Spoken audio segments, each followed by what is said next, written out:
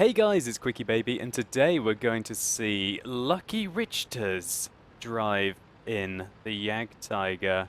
Now, Lucky Richters is definitely going to live up to his name in this replay. But I don't want to spoil too much of the action. So he's driving in the Tier 9 German tank destroyer, this very fearsome Jagdtiger, which was just reset in my mind. Wow. It made a reappearance when I got to see it just at Tank Fest at Bovington in a museum. It's very impressive to see again for the first time in 2 years. Now, the Jagdtiger is a tank that at one stage was probably my most feared and hated tank to go against. Now this is before they added in the Tier 10 tank destroyers and even the Tier 10 medium tanks. I just really loathe the Jagdtiger. There's something about the 128mm on this tank, with its 560 alpha damage, very impressive penetration, pretty low aim time, but importantly, its great rate of fire, with monstrous Tier 9 tank destroyer DPM. Now the Jagdtiger has an impressive upper plate, but really it's only the superstructure that's incredibly strong on this tank.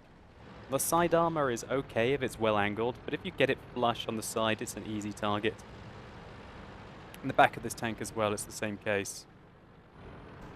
So Lucky is in a platoon of Jagdtigers in a very nice matchup. With only 4 Tier 9 tanks on the enemy team, his platoon have got to feel that they're quite dominant here. And even better, there are no artillery on the enemy team, meaning that the gigantic slow box of a tank that is the Jagdtiger doesn't have to worry about the shells raining from the sky. So he has found a T-54 here.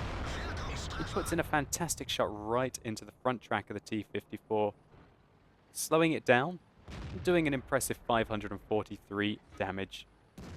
It's one of the most dangerous Tier 9 Soviet tanks on the enemy team.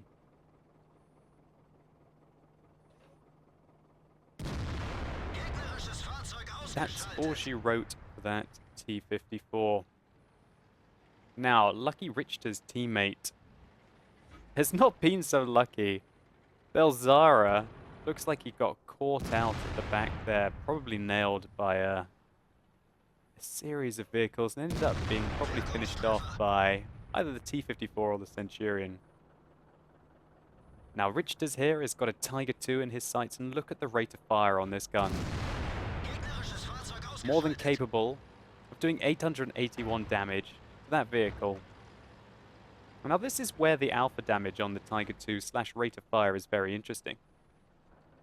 There are tanks such as the T-30, the T-95, the Object 704 that get 155mm guns, or the BL-10.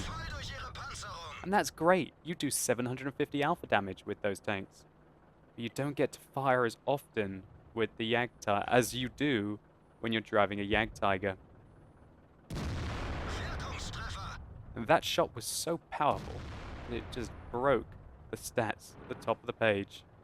Hopefully that's going to reset in a second, and we'll see how much damage the Richters is on. That's right, he's on 3,600 damage 4 minutes into the game, and this is just a wonderful situation for him here. And unfortunately, he can't quite reload in time. So just to play devil's advocate here, this is where the rate of fire in the Jagdtiger can be worse. If you had the higher alpha damage, the Object 704 as an example, he would have put on average 750 damage into that T-34 too. So really, it swings and roundabouts. If you need to kill a target that's got between 750 and like 1,100 health, the Jagdtiger is going to kill it on average faster than an Object 704. But when you want to just have that big, high DPM burst, only the BL-10 or the American 155mm can deliver, then yeah, you don't want to be in a Jagdtiger. So, Richter's team here is 3 tanks behind. He is in a very strong position. This has got to be one of the strongest camping locations for a tank destroyer. on any map, really.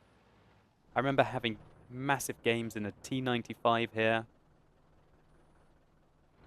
With this hard cover behind you, you're completely safe from artillery.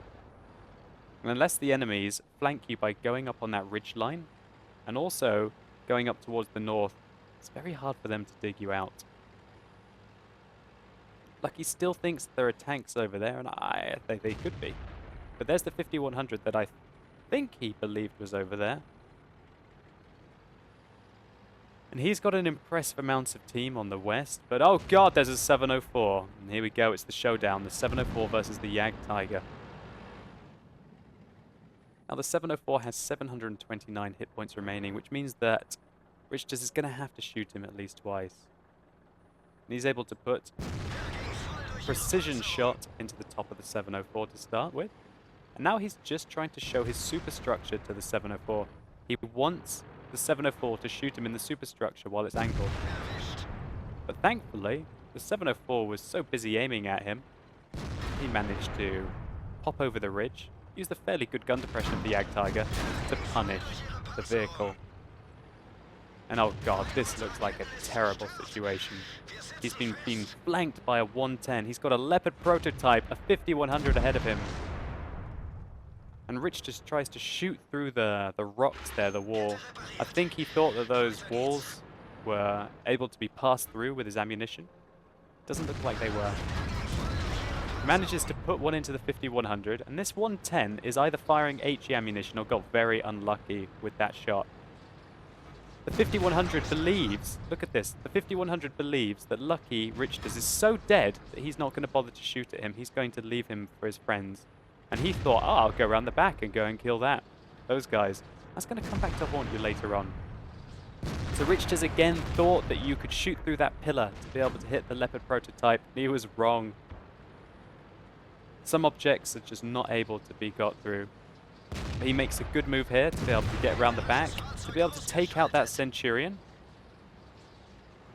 And oh wow, the situation's changing. This 110's doing the right thing by keeping on the side of the Jagdtiger, and he gets squished between a Leopard prototype, who rams himself for 300 damage on Lucky Richters. Now the Jagdtiger is going down the slope backwards at 30 kilometers an hour. And he manages to track the 110, and the Leopard prototype tracks himself as well. The Leopard prototype tracks Lucky up in the air, but he manages to repair his tracks and puts another good shot into the 110. Now the Leopard is trying to flank around him, and he manages it. Surely this spells the end. The Leopard fails to penetrate him. He kills the Leopard, and the 110. Where's the shot? He's firing HE! Oh my gosh, this 110 is firing HE ammunition, which allows Lucky to put in the killing shot. And I don't even know. I don't even know. So Lucky at this point, I believe he's been 5 versus 1. And here comes an IS from above. The IS seems very confident. Lucky puts in a good shot into him. And that's right, I'm going to change it from calling him I'm going to change from calling him Richters to Lucky now, because he deserves it. He tries to shoot the IS, he doesn't aim his shot very well, and it goes into the mantler, but now he's pushing the IS to stop him from being able to flank, and this IS is like a fly caught in a spider's web. Now we're up to 8,800 damage. Lucky has been reduced to 81 hit points. And that 5100 that completely annoyed Lucky earlier on, thinking, he's dead. That Leopard prototype, Centurion, and the 110 have got him. I'll go off and kill the other guys. Fair enough, the 5100 has now picked up 5 kills. But he's got to be thinking, oh, wait a minute, that Jagdtiger's still alive? It's absolutely ridiculous. And Lucky is definitely living up to his name here. So there's a Jagdtiger 88 in front of him. This is a tier 8 premium tank. He tries to shoot Lucky in the lower plate, but he fails to penetrate him. And Lucky's impressive reload means that he can take him out. Lucky got a good bounce there. It looks like the Jagdtiger 88 hit him on the upper plate.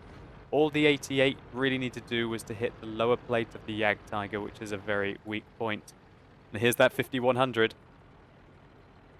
I think he believes that he's got the flank of Lucky. He really didn't have the flank of Lucky there. And oh my word. I don't even know what really just happened.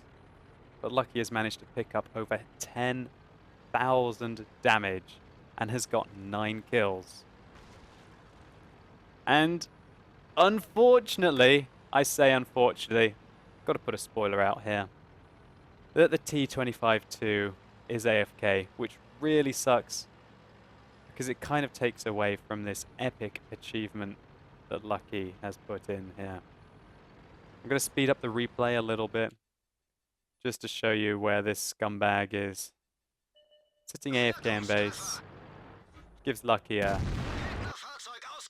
cheeky 850 damage at the end of the game and an extra kill, giving him the 10th kill of the game. Unfortunately for Lucky, that means that this actually wasn't a 1 versus 5 after the 5100 dies just after the Leopard prototype does, which means that it was a 1 versus 4, with unfortunately the T-25-2 being AFK. Nevertheless, this was still an absolutely fantastic result. I have no idea how Lucky Richters managed to get out of this situation. And by sheer will, a lot of luck, and making the right plays at the right time, he managed to have an absolutely fantastic game in the Jagdtiger. So let's just take a quick look at the post-game stats. So thank you so much, Lucky, for sending in this replay. It was an amazing watch. And I must apologize for what is probably a terrible pronunciation of your name. But all that aside, we see a Spartan Medal, Pulse Medal, High Caliber, Tank Sniper Medal, Steel Wall, and the Kolobanovs. And it's just such a shame that that T-25-2 was AFK. You would have probably still been able to kill him even if he wasn't. But it was still made that Kolobanov and Pulse Medal that little bit more special if he wasn't AFK.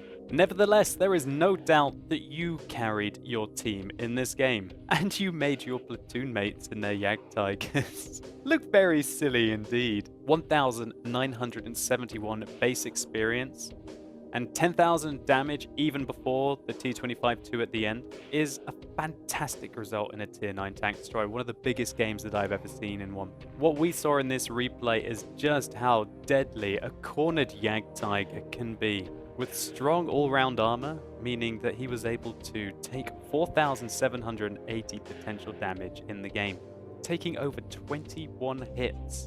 With enough accuracy on his 128mm to mean that he hit 25 out of 28 shots, and I believe that at least 2 of those 3 were you thinking that you could shoot through the bits of rubble and hit the target behind them. I think it's the same case with the pillars on airfield. You can't shoot through those pillars on airfield, even though it looks like you should. Seeing this replay makes me want to go get back in my Jagdtiger and get my gun singing.